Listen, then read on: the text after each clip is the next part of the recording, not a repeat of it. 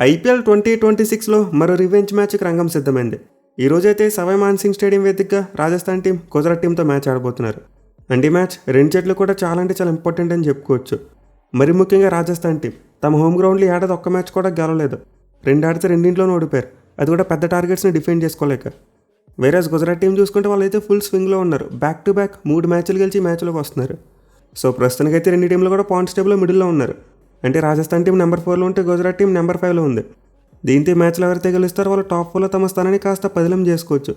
మిగిలిన play offs బెర్త్కి చాలా వరకు క్లోజ్గా వెళ్ళిపోవచ్చు. ఇన్ఫ్యాక్ట్ ఈ రోజు మ్యాచ్లో గెలిచిన టీం పాయింట్స్ టేబుల్లో టాప్ 2కి వెళ్ళిపోతారు. అంటే 14 పాయింట్స్ సంపాదించి పీపీకేఎస్ మరి ఆర్సీబీ ఈ రెండు జట్లను వెనక్కి నెట్టేయచ్చు. ఈవెన్ కాస్త పెద్ద మార్జిన్తో గెలిస్తే టాప్ ప్లేస్ కూడా వచ్చేస్తుంది. మరి ముఖ్యంగా రాజస్థాన్ టీంకి ఆ ఛాన్స్ కనిపిస్తుంది, ఎందుకంటే వాళ్ళ నెట్ రన్ రేట్ ఎస్ఆర్హెచ్ క్లోజ్గా ఉంది కాబట్టి. సో ప్లే ఆఫ్స్ రేస్ దృష్ట్యా చూసుకుంటే ఈ మ్యాచ్లో విజయం అయితే రెండు జట్లకు చాలా ముఖ్యం భయ్యా. పర్టికులర్గా ఆర్ఆర్ టీం 1 వీక్ తర్వాత మ్యాచ్ ఆడబోతున్నారు. అండ్ వాళ్ళకి నెక్స్ట్ మ్యాచ్ చూసుకుంటే మరో 9 డేస్ తర్వాత ఉంది. దీంతో ఈ మ్యాచ్లో ఆర్ఆర్ టీం గెలిచారంటే టాప్ 4లో వాళ్ళ స్థానం కాస్త బలపడుద్ది. అలా కాకుండా ఈ మ్యాచ్లో ఓడిపోయారంటే నెంబర్ 5 వచ్చేస్తారు. అండ్ దెన్ ఆ తర్వాత వాళ్ళు నెక్స్ట్ మ్యాచ్ ఆడేసరికి పాయింట్స్ టేబుల్ ఎక్కడ ఉంటారో కూడా తెలియదు. ఇన్ఫాక్ట్ ఈ మధ్యలో ప్లే ఆఫ్ రేస్లోనే చాలా టీమ్స్కి మ్యాచెస్ ఉన్నాయి. సో ఆర్ఆర్ టీం అయితే ఎట్టి పరిస్థితులు కూడా ఈ మ్యాచ్లో గెలవాలి. అదర్వైజ్ వాళ్ళైతే ప్లే ఆఫ్ పెడుతున్న తర్వాత క్యాచ్ చేయడం చాలా కష్టమైపోద్ది. వేరేస్ గుజరాత్ టీం విషయానికి వస్తే వాళ్ళకైతే రివెంజ్ మ్యాచ్ అని చెప్పుకోవచ్చు. అంటే ఆల్రెడీ సీజన్లో ఈ రెండు జట్ల మధ్య ఒక మ్యాచ్ జరిగింది అహ్మదాబాద్ వేదికగా. అండ్ ఆ మ్యాచ్లో రాజస్థాన్ వాళ్ళు గెలిచారు. అది కూడా చాలా క్లోజ్ మార్జిన్తో లాస్ట్ ఓవర్లో తక్కువ రన్స్ని డిఫెండ్ చేసుకోవడం చూసాం. సో ఇంత గుజరాత్ టీం దానికి బదులుకి ఈ రోజు మ్యాచ్లో ఆర్ఆర్ టీంని ఓడించాలని చూస్తారు. మెయిన్లీ మ్యాచ్లో గెలిస్తే వాళ్ళకి వరుసగా 4 విజయం అవుద్ది అండ్ పాయింట్స్ టేబుల్లో టాప్ 4లో కూడా చోటు సంపాదిస్తారు. సో డెఫినెట్లీ ఫామ్ బేస్ చేసుకుని చూసుకుంటే ఈ మ్యాచ్లో ఖచ్చితంగా గుజరాత్ టైటన్స్ టీమే ఫేవరెట్స్గా బరిలో దిగుతారు. ఇన్ఫాక్ట్ ఆర్ఆర్ టీం మీద వాళ్ళ హెడ్ రికార్డ్ కూడా చాలా మంచిగా కనిపిస్తుంది. ఈ రెండు జట్లు మొత్తం 9 మ్యాచ్లో తలబడితే గుజరాత్ వాళ్ళు 6 మ్యాచ్లో గెలిచారు. ఆర్ఆర్ టీం 3 మ్యాచ్లో మాత్రమే గెలిచింది. అండ్ లాస్ట్ 5 మ్యాచ్లో చూసుకున్న జీటీ వాళ్ళు 3 గెలిచారు, ఆర్ఆర్ టీం 2 గెలిచింది. ఇక మ్యాచ్ ఆడబోయే జైపూర్లో చూసుకున్నా సరే గుజరాత్ టీం అప్పర్ హ్యాండ్, వాళ్ళు 2 మ్యాచ్లో గెలిస్తే ఆర్ఆర్ టీం 1 మ్యాచ్లోనే గెలిచింది. సో విధంగా హెడ్ స్టాట్స్ మరియు కరెంట్ ఫామ్ జీటీ టీంకి అనుకూలంగా ఉన్నాయి. ఆర్ఆర్ టీంకి ఏదైనా పాజిటివ్ ఉందంటే చివరికి రెండు జట్ల మధ్య మ్యాచ్ జరిగినప్పుడు గెలిచారు. అంటే వాళ్ళు ఈ సీజన్లో రివర్స్ పిక్చర్లో మ్యాచ్ గెలిచారు. బట్ ఏమీ రెండు జట్ల మధ్య ఒక మంచి రైవర్లో ఉంది కాబట్టి మన మీద ఒక క్లోజ్ మ్యాచ్ని ఎక్స్పెక్ట్ చేయవచ్చు. అంటే రివర్స్ పిక్చర్ అలా అయితే మ్యాచ్ లాస్ట్ బాల్ వరకు వెళ్ళిందో ఈ మ్యాచ్లో కూడా అలాంటిది ఎక్స్పెక్ట్ చేయవచ్చు. అట్లీస్ట్ ఒక క్లోజ్ కాంటెస్ట్ అయినా సరే చూసేందుకు మనకు అవకాశం ఉంటుంది. ఇక పిచ్ రిపోర్ట్ విషయానికి వస్తే ఏడాదైతే జైపూర్ వికెట్ చాలా ఫ్లాట్గా కనిపిస్తుంది. ఈ సీజన్ ఆడిన 2 మ్యాచ్లు కూడా మనమైతే భారీ స్కోర్లు చూసాం. అది కూడా 220+ స్కోర్స్ 2 సార్లు కూడా చాలా ఈజీగా చేశారు. అంటే ఫస్ట్ మ్యాచ్లో ఎస్ఆర్హెచ్ టీం 229 రన్స్ టార్గెట్ చాలా ఈజీగా చేశారు. అండ్ దెన్ ఢిల్లీ టీం కూడా చాలా ఈజీగా ఆర్ఆర్ టీం మీద టార్గెట్ చేయడం చూసాం. సో ఇంత ఈ మ్యాచ్లో కూడా మనమైతే ఒక హై స్కోరింగ్ గేమ్ని ఎక్స్పెక్ట్ చేయవచ్చు. బట్ పిచ్ చూసుకుంటే మాత్రం ఈ మ్యాచ్ కోసం ఒక ఫ్రెష్ వికెట్ని వాడబోతున్నారంట. అది కూడా పిచ్ నెంబర్ 6 అని చెప్పి అప్డేట్ వచ్చింది. సో ఇంత ఈ మ్యాచ్కి వాడబోయే పిచ్ ఎలా బిహేవ్ చేసిందో చెప్పడం కష్టం. పైకి పిచ్ నెంబర్ 6 సరిగ్గా సెంటర్లో ఉంటుందంట. దీంతో బౌండరీ సైజెస్ కూడా ఈ మ్యాచ్లో చాలా డీసెంట్గా ఉంటాయి. బట్ ఎనివే లాస్ట్ 1 ఇయర్ నుంచి ఈ గ్రౌండ్లో చాలా హై స్కోర్స్ వస్తున్నాయి. అండ్ ఈ మ్యాచ్లో కూడా అలాంటిది ఎక్స్పెక్ట్ చేయవచ్చు. ఏదైనా హెల్ప్ ఉంటే మిడిల్ ఓవర్స్లో కాస్త కూస్తే స్పిన్ బౌలర్స్ హెల్ప్ ఉంటుంది. అదర్వైజ్ మనమైతే ఒక ఫ్లాట్ వికెట్ చూడొచ్చు. ఇక టాస్ విషయానికి వస్తే చాలా అంటే చాలా ఇంపార్టెంట్. ఈ గ్రౌండ్లో ఏ టీం అయితే టాస్ గెలిచి ముందుగా ఫీల్డింగ్ చేస్తారో ఆ టీంకి గెలిచే అవకాశాలు ఎక్కువగా ఉంటాయి. మనం లాస్ట్ 1 ఇయర్ నుంచి చూసుకున్నా సరే ఆర్ హిస్టారిక్గా చూసుకున్నా సరే ఈ గ్రౌండ్లో ఎక్కువగా చేసిన టీమ్సే గెలిచాయి. దీంతో టాస్ చాలా క్రూషియల్ అవుతుంది. గత మ్యాచ్లో ఆర్ఆర్ కెప్టెన్ టాస్ గెలిచి ముందుగా బ్యాటింగ్ తీసుకున్నాడు, బట్ ఇది కంప్లీట్లీ బ్యాక్ రావడం చూసాం. దీంతో ఈ మ్యాచ్లో అలాంటి మిస్టేక్స్ చేయకుండా ఏ టీం అయితే టాస్ గెలిచి ముందుగా ఫీల్డింగ్ తీసుకుంటారో వాళ్ళకి గెలిచే అవకాశాలు ఎక్కువగా ఉంటాయి. ఇక టీమ్స్ విషయానికి వస్తే ఆర్ఆర్ టీం హాట్ అండ్ కోల్గా పెర్ఫామ్ చేస్తుంది. అంటే ఒక మ్యాచ్లో గెలుస్తున్నారు, ఒక మ్యాచ్లో ఓడిపోతున్నారు. ఇదే ప్యాటర్న్ చాలా రోజుల నుంచి కంటిన్యూ అవుతుంది. సో ఇంత ఆర్ఆర్ టీం అయితే ఎక్కడి నుంచి అయినా సరే కన్సిస్టెంట్గా మ్యాచ్లు గెలవాలి. అప్పుడు మాత్రం వాళ్ళు ప్లే ఆఫ్స్లోకి దర్జాగా ఎంటర్ కాగలరు. మళ్ళీ తమ హోమ్ గ్రౌండ్లో చూసుకుంటే ఆర్ఆర్ టీంకి బౌలింగ్ సరిగ్గా క్లిక్ అవ్వట్లేదు. గత 2 మ్యాచ్లు కూడా వాళ్ళ బౌలర్స్ 220 కంటే ఎక్కువ రన్స్ అవ్వడం చూసాం. ఈవెన్ 2 మ్యాచ్ల మధ్యలో పీపీకేఎస్ టీంతో కూడా ఒక మ్యాచ్ ఆడారు. ఆ మ్యాచ్లో కూడా వాళ్ళ బౌలర్స్ 220 కంటే ఎక్కువ రన్స్ ఇచ్చారు. సో సీజన్ స్టార్టింగ్ ఫస్ట్ 4 మ్యాచ్లు చూసుకుంటే ఆర్ఆర్ బౌలింగ్ తోపులో అనిపించింది. అందరికంటే బెస్ట్ ఎకానమీ వాళ్ళ దగ్గర ఉందనుకున్నాం. బట్ తర్వాత మాత్రం వాళ్ళ బౌలర్స్ ఫామ్ కోల్పోవడం చూసాం. కేవలం జాఫ్రా ఆర్చర్ మాత్రమే చెప్పుకోదగ్గ పెర్ఫార్మెన్స్ ఇస్తున్నాడు. బట్ మిగతా బౌలర్స్ ఎవరు కూడా సరైన సపోర్ట్ ఇవ్వలేకపోతున్నారు.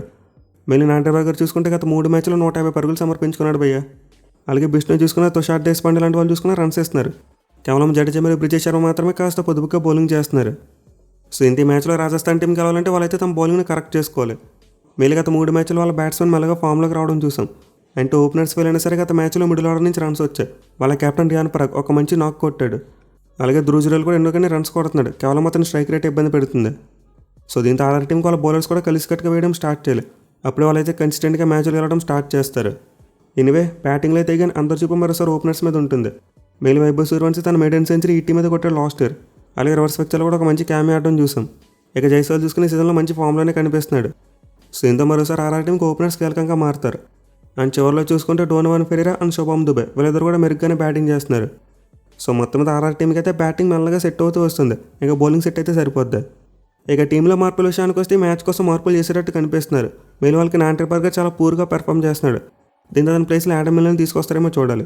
అండ్ ఆల్సో లాస్ట్ మ్యాచ్లో మంచిగా బౌలింగ్ చేసి యశ్రాజ్ పుంజాని కూర్చోబెట్టారు. దీంతో అతను ఏమైనా తిరిగి తీసుకొస్తారేమో చూడాలి. At the same time impact player విషయంలో కూడా మరోసారి తెలివి ప్రదర్శిస్తారు. అంటే తుషార్ దేశపాండే అండ్ షనక ఇద్దరినే పెట్టుకుంటారు. ఒకవేళ బ్యాటింగ్ ఫెయిల్ అయితే షనక టీంలోకి వస్తాడు. అదర్వైజ్ తుషార్ దేశపాండే ఇంపాక్ట్ ప్లేయర్కి వస్తాడు. ఇక గుజరాత్ టీం విషయానికి వస్తే దే ఆర్ ఫ్లయింగ్. వరుసగా 3 మ్యాచ్లు గెలిచారు. అది కూడా 3 మ్యాచ్ల వాళ్ళ బౌలింగ్ టాప్ క్లాస్లో కనిపించింది. బట్ ఎన్నో గుజరాత్ టీం 3 మ్యాచ్లు చూసుకుంటే వాళ్ళకైతే లక్ కలిసి వచ్చింది భయ్య. అంటే 3 మ్యాచ్లో ఫస్ట్ ఫీల్డింగ్ చేశారు, మ్యాచ్లు గెలిచారు. అలా కాకుండా గుజరాత్ టీం ఫస్ట్ బ్యాటింగ్ చేయవలసి వస్తే మాత్రం ఖచ్చితంగా ట్రబుల్లో పడిపోతారు. ఇన్ఫాక్ట్ ఈ ఏడాది వాళ్ళు గెలిచిన 6 మ్యాచ్లు చూసుకుంటే 5 సార్లు చేసినప్పుడు గెలిచారు. ఒక్క మ్యాచ్లో మాత్రమే ఫస్ట్ బ్యాటింగ్ చేసి గెలిచారు. అది కూడా డేవిడ్ మిల్లర్ మిస్టేక్ కారణంగా వాళ్ళైతే ఒక పరుగు తేడాతో మ్యాచ్ గెలిచారు. సో గుజరాత్ టీంకి అయితే చేసింగ్కి వస్తే చాలా వరకు మ్యాచ్ గెలిచవచ్చు. కేవలం వాళ్ళు ముంబై టీం మీద మాత్రమే కొలాప్స్ అయ్యారు. బట్ మిగతా మ్యాచ్లో మాత్రం చేసినప్పుడు చాలా మంచిగా ఆడారు.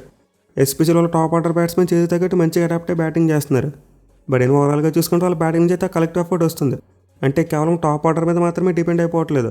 మిడిల్ ఆర్డర్ బ్యాట్స్మెన్ కూడా ఎంతో కొంత తడప రాణిస్తున్నారు. గత మ్యాచ్లో పంజాబ్ కింగ్స్ టీం మీద నెవర్ సోల్డ్ చేసుకుని మంచిగా మ్యాచ్ గెలవడం చూసాం. బట్ ఏమైనా సమస్య ఏంటంటే ముందు చెప్పుకుంటే ఫస్ట్ బ్యాటింగ్ చేయవలసి వస్తే వాళ్ళ అప్రోచ్ అలా ఉంటుంది. అంటే ఫస్ట్ బ్యాటింగ్ చేసినప్పుడు క్యాలిక్యులేటివ్ రిస్క్ తీసుకుని ఆడతామంటే కుదరదు. చాలా వరకు అగ్రెసివ్ బ్యాటింగ్ చేయాలి. దీంతో ఈ మ్యాచ్లో జీ టీం ఒకవేళ టాస్ ఓడిపోయి ముందుగా బ్యాటింగ్ చేయవలసి వస్తే ఎలా ఆడతారో చాలా ఇంట్రెస్టింగ్ ఉంటుంది. ఇక బౌలింగ్ విషయానికి వస్తే గత 3 మ్యాచ్లో కూడా టాప్ మ్యాచ్ బౌలింగ్. మళ్ళీ వాళ్ళ పేస్ బౌలర్స్ మైండ్ బ్లోయింగ్ ఫామ్లో ఉన్నారు. అంటే Siraj, Rabada, Jason holder and Harshad Khan ఈ నలుగురు కూడా చాలా అద్భుతంగా బౌలింగ్ చేస్తున్నారు. బట్ అగైన్ ఇక్కడ కూడా ఒక క్వశ్చన్ ఉంది. అదేంటంటే వాళ్ళు చివరి 3 మ్యాచ్లో కాస్త బౌలింగ్ అనుకూలించి పిచ్ మీద బౌలింగ్ చేశారు. బట్ ఈరోజు మ్యాచ్ ఆడబై జైపూర్ వికెట్ చూసుకుంటే మాత్రం చాలా వరకు ఫ్లాట్గా ఉంటుంది. దీంతో జీటీ బౌలర్స్ ఎలా అడ్జస్ట్ అవుతారో చూడాలి. మెయిన్ వాళ్ళకి పాపులర్లో కొత్త బాల్తో ప్రతి మ్యాచ్లో కూడా వికెట్లు తీసి పెడుతున్నారు సిరాజ్ మరియు రబాడా. దీంతో వాళ్ళు తమ ఫామ్ని కంటిన్యూ చేసి ఆర్ఆర్ ఓపెనర్స్ని తొందరగా వచ్చేస్తే చాలా వరకు మ్యాచ్ గెలిచవచ్చు. Otherwise GT team popular wicket తీయలేకపోతే మాత్రం త్వర చాలా కష్టమైపోద్ది. ఇక స్పిన్నర్స్ విషయానికి వస్తే రషీద్ ఖాన్ మంచిగానే బౌలింగ్ చేస్తున్నాడు. అండ్ మానవ్ సత్తర్ కూడా పర్వాలేదు. లాస్ట్ మ్యాచ్లో ఓవర్లో 27 ఇచ్చాడు కానీ పర్వాలేదు, అంతకుముందు మ్యాచ్లో బాగానే వేశాడు. బట్ 8 మ్యాచ్లో గుజరాత్ టీం కావాలంటే చేంజ్ చేసే ఆప్షన్ ఉంది. అంటే వాళ్ళకి బెంచ్ మీద పరిస్థితి కృష్ణ లాంటి బౌలర్ ఉన్నాడు.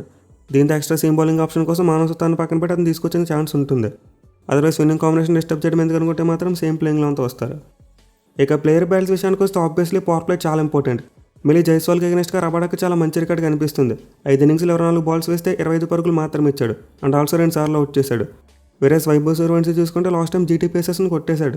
కేవలం రషీద్ ఖాన్ మాత్రం అతను వికెట్ తీయగలిగాడు. దీంతో మ్యాచ్లో గుజరాత్ టీం రషీద్ ఖాన్ ఎల్లిగా బౌలింగ్ తీసుకొచ్చే ప్రయత్నం చేయొచ్చు. మళ్ళీ అతనికి జూరల్ మీద మంచి రికార్డు ఉంది, అలాగే పరాగ్ మీద కూడా మంచి రికార్డు ఉంది. ఇన్ఫాక్ట్ పరాగ్ని అయితే 6 ఇన్నింగ్స్లో 2 టైమ్స్ అవుట్ చేశాడు. అది కూడా 30 బంతులు కేవలం 27 పరుగులు మాత్రమే ఇచ్చాయి. సో ఈ మ్యాచ్అప్స్ని దృష్టిలో పెట్టుకుని గుజరాత్ టీం ఈ మ్యాచ్లో పవర్ ప్లేలో కూడా రషీద్ ఖాన్ చేత బౌలింగ్ చేసేందుకు అవకాశం ఉంటుంది. ఇక తర్వాత చూసుకుంటే మనమైతే డోనోవన్ ఫెరీరా మరియు జేసన్ హోల్డర్ వీళ్ళిద్దరి మధ్య కూడా ఒక మంచి బ్యాటిల్ చూడొచ్చు. ఇద్దరు కూడా చాలా మంచి ఫామ్లో ఉన్న ప్లేయర్స్.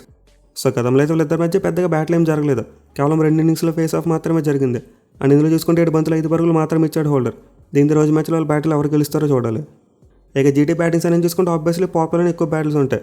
మళ్ళీ గిల్ మీద జాఫర్ ఆర్చర్కి చాలా మంచి రికార్డు ఉంది. 6 ఇన్నింగ్స్లో 19 బంతులు ఆడితే 16 పరుగులు మాత్రమే చేశాడు. 3 టైమ్స్ అవుట్ అయిపోయాడు. సో రివర్స్ పిక్చర్ అప్పుడు వీళ్ళిద్దరి మధ్య ఒక మంచి బ్యాటిల్ ఉంటుంది అనుకున్నాం.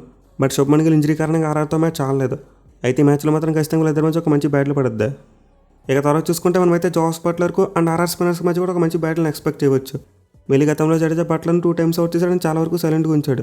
అంటే 61 బాల్స్ వేస్తే కేవలం 76 రన్స్ మాత్రం ఇచ్చాడు. సో ఇందులో అయితే ఈ మ్యాచ్లో మరోసారి వీళ్ళిద్దరి మధ్య ఒక మంచి బ్యాటిల్ ఎక్స్పెక్ట్ చేయవచ్చు. ఎనివే ఈ మ్యాచ్లో 2 జట్లకి పవర్ ప్లేతో పాటు టాస్ కూడా చాలా ఇంపార్టెంట్గా మారుతుంది. అంటే ఏ టీం అయితే టాస్ కలిసి ముందుగా ఫీల్డింగ్ తీసుకుని పవర్ ప్లేలో డామినేట్ చేస్తారో వాళ్ళే మ్యాచ్ కలవచ్చు. అదర్వైజ్ ఈ గ్రౌండ్లో టార్గెట్ డిఫెండ్ చేసుకోవడం చాలా కష్టం. అది కూడా పవర్ ప్లేలో ఎర్లీగా వికెట్స్ తీయకపోతే ఇంకా టార్గెట్ని డిఫెండ్ చేసుకోవడం ఆల్మోస్ట్ ఇంపాసిబుల్. సో లెట్స్ ఈ క్రూషియల్ మ్యాచ్లో ఏ టీం అదృష్టం వరిస్తుందో చూడాలి. మరి మీరు ఈ మ్యాచ్లో ఏ టీం గెలుస్తుంది అనుకుంటున్నారు కింద కామెంట్ చేయండి. Thank you for watching. Have a nice day.